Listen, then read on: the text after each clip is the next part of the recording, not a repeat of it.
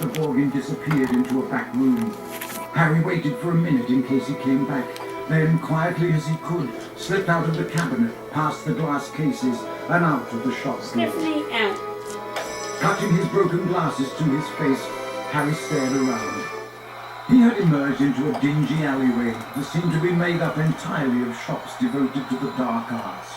The one he'd just left, Borgin and Burke's, looked like the largest, but opposite was a nasty window display of shrunken heads, and, 2 doors down, a large cage was alive with gigantic black spiders. 2 shabby-looking wizards were watching him from the shadow of a doorway, muttering to each other.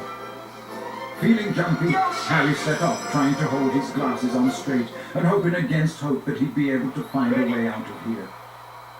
An old wooden street sign hanging over a shop selling poisonous candles told him he was in Nocturne Alley.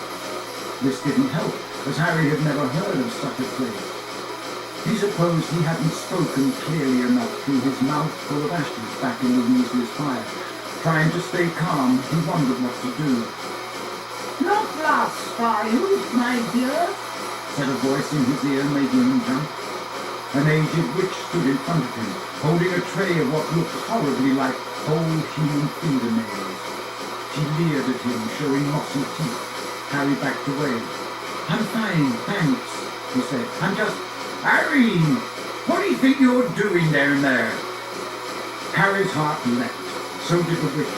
A load of fingernails cascaded down over her feet, and she cursed as the massive form of Hagrid, the Hogwarts gamekeeper, came striding toward them, beetle black eyes flashing over his great bristling beard. "Hagrid!" Harry croaked in relief. "I was lost! Blue powder!" Hagrid seized Harry by the scruff of the neck and pulled him away from the witch, knocking the tray right out of her hands. Her shrieks followed them all the way along the twisting alleyway out into bright sunlight. Harry saw a familiar snow-white marble building in the distance, Gringotts Bank.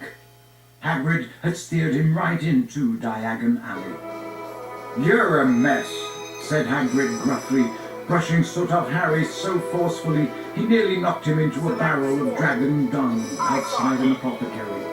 "Skulking around Nocturne Alley, I don't know. Dodgy place, Harry. Don't want no one to see you down there." "I realise that," said Harry, ducking as Hagrid made to brush him off again. "I told you I was lost. What were you doing down there anyway?" "I was looking for a flesh-eating slug repellent," growled Hagrid. "They're ruining the school cabbages." "You're not on your own."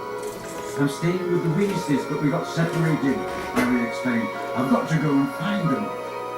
They set off together down the street. "How come you never wrote back to me?" said Hagrid as Harry jogged alongside him. He had to take 3 steps